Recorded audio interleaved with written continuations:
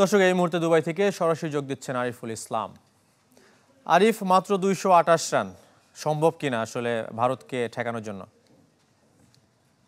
ভিশনের ফুলঝুরি mega অফারে fridge কিনলেই পাচ্ছেন 16 পিসের আকর্ষণীয় গিফট বক্স একদম ফ্রি। অত্যন্ত কঠিন বাংলাদেশের জন্য এই মুহূর্তে এই ম্যাচ বাঁচানোর, কারণ মাত্র একটা উইকেট গিয়েছে এবং প্রথম পাওয়ার প্লেতে ভারত যেভাবে শুরু করতে চেয়েছিল সেটাই তারা পেয়েছে।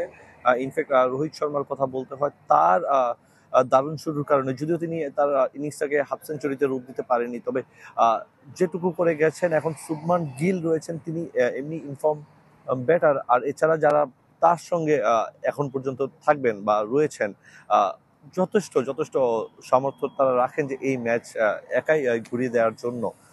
শ্রেয়াস আয়ার রয়েছেন, কোহলি রয়েছেন। তো ভারতের যে ব্যাটিং লাইন আপ নিঃসন্দেহে শক্তিশালী এবং বাংলাদেশের বোলারদের জন্য কঠিন চ্যালেঞ্জ অপেক্ষা করছে। আমরা প্রথম 10-11 ওভারের মধ্যেই দেখেছি যে 4 জন বোলার, নাজমুল শান্ত তিনি ব্যবহার করে ফেলেছেন।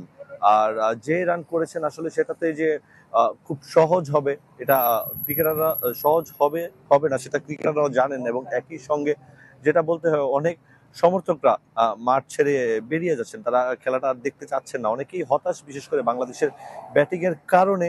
এই যে একজন সমর্থক ঠিক আমার পেছনে রয়েছেন, দুবাই স্টেডিয়াম ছেড়ে তিনি বেরিয়ে যাচ্ছেন। বাংলাদেশের ব্যাটিং এর যে ধরন ছিল তারা পছন্দ করেননি, যদিও তাওহিদ হৃদয় এবং জাকের আলী চেষ্টা করেছেন, তবে সেটা তো আসলে লড়াকু পুঁজি হয় না দিন শেষে এই ধরনের উইকেটে। প্রথমত উইকেটটা মনে হচ্ছিল যে স্পিন ফ্রেন্ডলি, এই ধরনের আলাপ আলোচনা হচ্ছিল, সেটা অবশ্যই হয়েছে। বাংলাদেশ দলের ব্যাটাররা স্পিনের পাশাপাশি পেসারদের এগেনস্টেও ভুগেছে। মোহাম্মদ শামি তিনি 5টা উইকেট নিয়েছেন। সেক্ষেত্রে যেভাবে চেয়েছিল বাংলাদেশ দল শুরু করতে, সেটা কিন্তু করতে পারেনি চ্যাম্পিয়ন্স ট্রফির প্রথম ম্যাচটায়। আরিফ, আপনাকে অসংখ্য ধন্যবাদ। দর্শক, আমাদের সাথে দুবাই থেকে যুক্ত হয়েছিলেন আরিফুল ইসলাম।